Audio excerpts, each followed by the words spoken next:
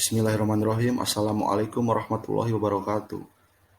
Di sini saya akan mempresentasikan tugas forum kedua mata kuliah pendidikan anti korupsi dan etik UMB. Etika bisnis.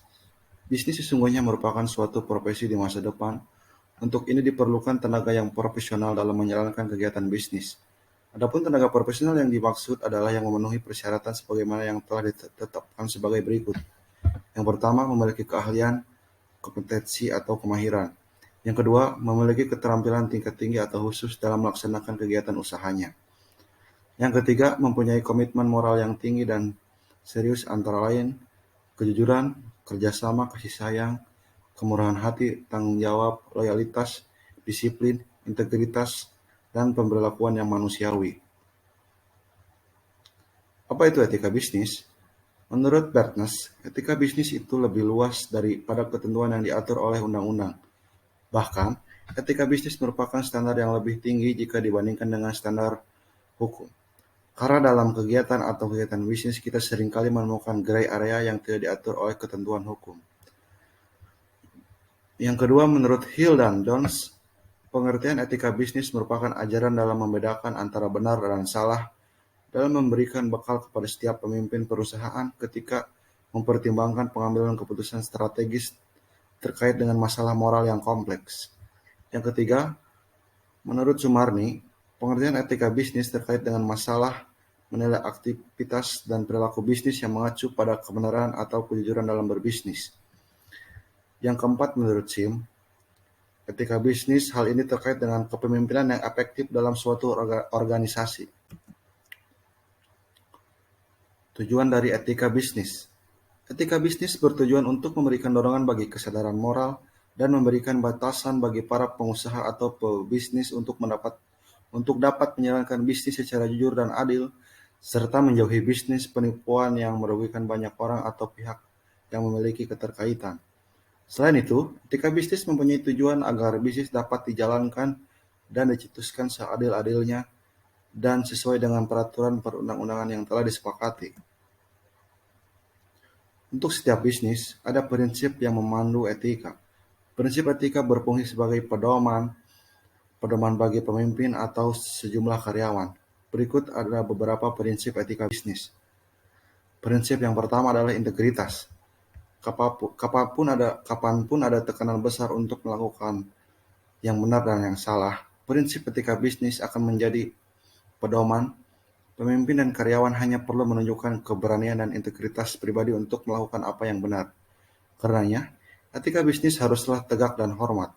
Ini akan diperjuangkan dalam memutuskan apa yang dianggap benar atau salah, sehingga hal inilah yang akan melahirkan integritas dalam bekerja dan berprofesi.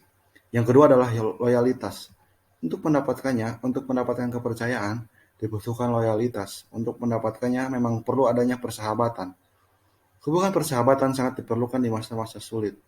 Loyalitas akan diperoleh dengan dukungan dan dedikasi tugas yang ada. Prinsip yang ketiga adalah prinsip menghormati dan peduli. Ini adalah dua bentuk perilaku yang berbeda dalam organisasi, tapi mereka bisa saja berjalan bersama. Itu sebabnya mereka ditempatkan di bawah satu prinsip. Ketika seorang eksekutif beretika, dia berbelas kasih, baik hati, dan perhatian. Pemimpin perlu menunjukkan rasa hormat terhadap martabat, privasi, otonomi, dan hak karyawannya sangat diperlukan di masa-masa sulit. Yang keempat adalah kejujuran. Setiap orang yang ada di perusahaan harus menunjukkan sikap jujurnya. Ketika menghadapi rutinitas pekerjaannya, mereka juga harus jujur dan tidak menipu atau menyesatkan informasi kepada orang lain. Prinsip yang kelima atau prinsip yang terakhir adalah prinsip keadilan. Kepemimpinan perusahaan tidak harus adil dalam segala hal. Meski begitu, pemimpin tidak boleh salah menggunakan kekuatannya.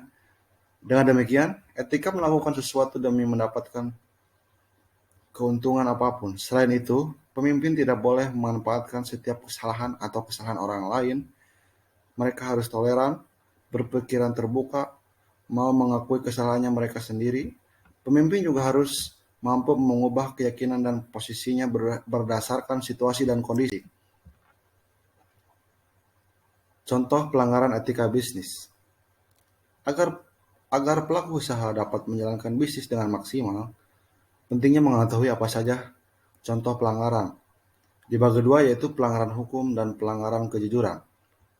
Yang pertama pelanggaran hukum contohnya yaitu sebuah perusahaan yang melakukan PHK namun tidak memberikan pesangon sama sekali. Yang kedua adalah pelanggaran kejujuran, yaitu perusahaan yang berhasil dikatakan berhasil terhadap kejujurannya agar mereka tidak memberikan harga yang jujur kepada konsumen serta kualitas-kualitas yang ditawarkannya.